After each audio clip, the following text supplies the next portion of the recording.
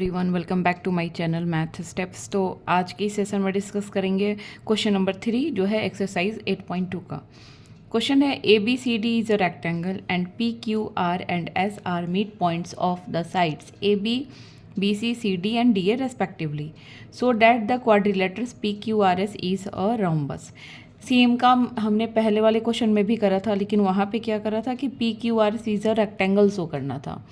इस क्वेश्चन में जो है वो क्या करना है, रोम्बस शो करना है। तो पहले हम इसमें गिवन लिखेंगे।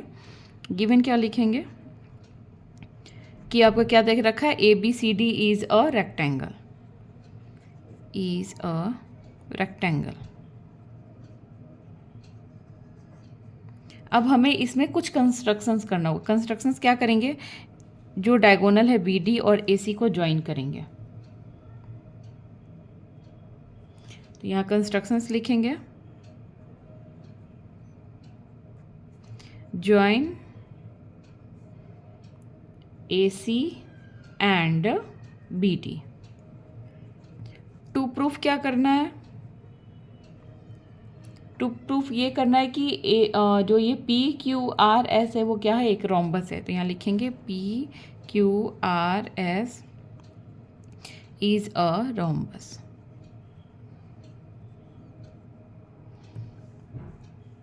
अब चलते हैं प्रूफ पे। पहला काम जो हमने पिछले क्वेश्चन में भी करा था कि P is the mid point of A B और Q is the mid point of B C and P Q is equal to half of A C and parallel to A C by mid point theorem. Again S is the midpoint of AD and R is the midpoint of CD and SR is equal to parallel to AC and half of AC by midpoint theorem. That's why PQRS is a parallelogram. पहले हम ये लिखेंगे जो as it is हमने पिछले वाले question में भी लिखा था, तो वही मैं यहाँ लिखूंगी।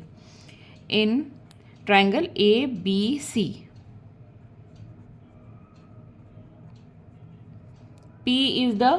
P and Q are the midpoints of AB and BC. P and Q are the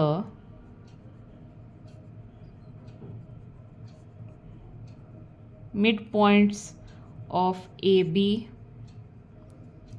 and BC. That's why ये जो PQ है parallel to AC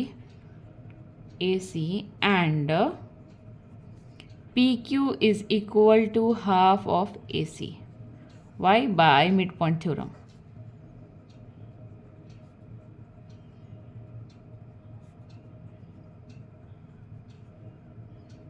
इसे लेंगे हम इक्वेशन नंबर 1। अब नेक्स्ट क्या करेंगे, कौन से ट्रायंगल में जाएंगे, ADC। अभी तो ये वाला ट्रायंगल लिया था ना, अब लेंगे ADC। Again in triangle ADC इसमें लिखेंगे R is the mid point of CD and S is the mid point of DA। R and S are mid points of CD and DA. Therefore, RS is parallel to AC and also half of AC. Therefore, RS parallel to AC and RS is equal to half AC. Same by mid point theorem.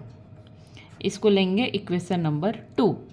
अब from equation 1 and 2 से P Q भी ए सी के equal है और ए सी के parallel है और ए सी का हाफ है। अगेन आर एस जो है वो भी ए सी के पैरेलल और ए सी का हाफ है। तो हम लिख सकते हैं from equation 1 and 2 we get PQ parallel to RS and PQ equal to RS। ये हो गया इक्वेशन नंबर 3।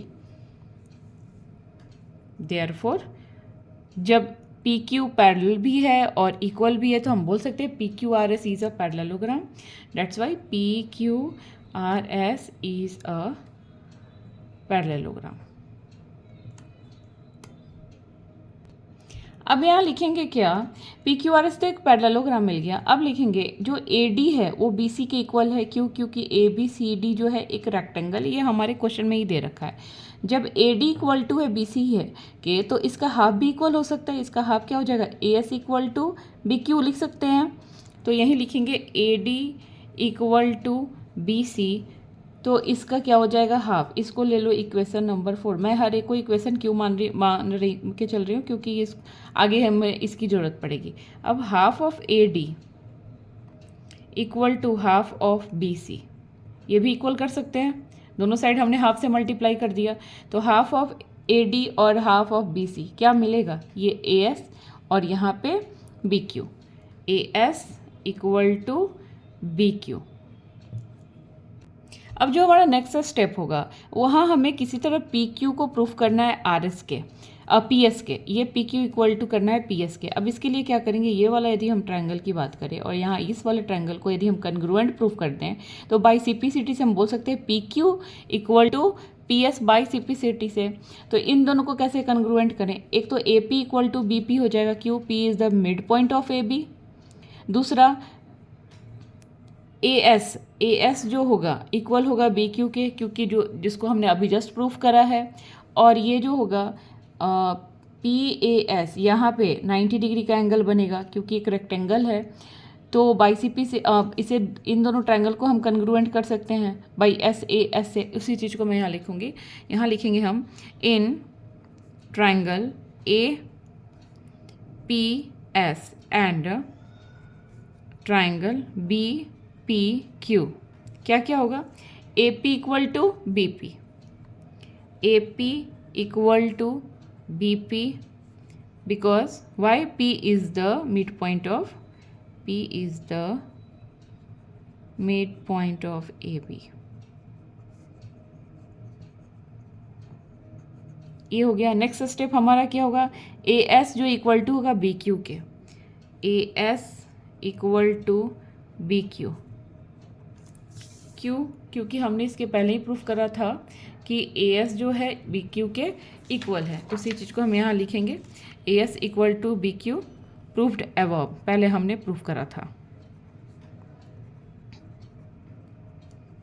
अब जो एंगल बनेगा पी ए एस और पी बी क्यू, क्या लिखेंगे, P A S equal to angle P B Q, each 90 degree. अब दोनों ट्रायंगल क्या हो गया, कन्ग्रुएंट हो गया। Triangle A P S congruent हो गया triangle B P Q by, दो साइड एक इसका एंगल है तो हो जाएगा बाई एस ए एस से। तो by C P C T से हम लिख सकते हैं ये जो पी एस है किसके इक्वल हो जाएगा, पी क्यू के।